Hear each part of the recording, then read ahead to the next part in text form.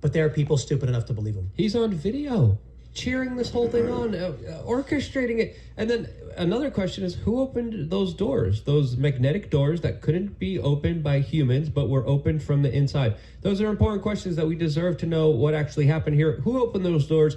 Why was security called off? What in the world was going on here with Ray Epps? There's a lot of questions.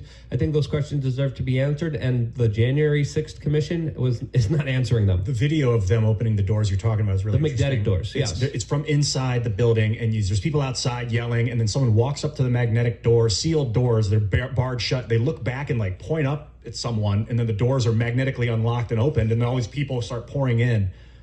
Who opened the door? Who verified the door being open? Who pushed the? I want to know too. It's crazy video, because someone, look, for all we know, someone broke into the security booth and hit the button. Maybe. Okay, let's get that video released so we can figure out what's going on. But that would have been a talking point by the corporate media and the Democrats. Look at these. They had insider knowledge. They knew what their door. They ran dry drills. They knew where the button was.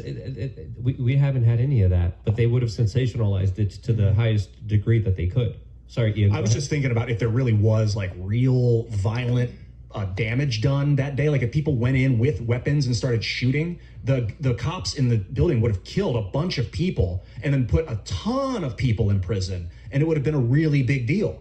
But it was just like a guy in a Viking suit laughing as people around him were like, "Yeah, dude." I mean, I'm not saying there was violence going on that day. It wasn't that guy like telling a cop who was like, "Sorry, yeah, we'll get out of here, man. We're not trying to be disrespectful." Really, my friend cordial. Jason Rink is directing a film about him called Q Sent Me, and he's got hours of interviews with the Q shaman. And basically, the guy's a well-meaning dude that walked in. You know, he was allowed into the building, and they're treating him like he's Osama bin Laden. It's the craziest thing in the world. Wasn't he on mushrooms? Or am I wouldn't be surprised. Are you confusing with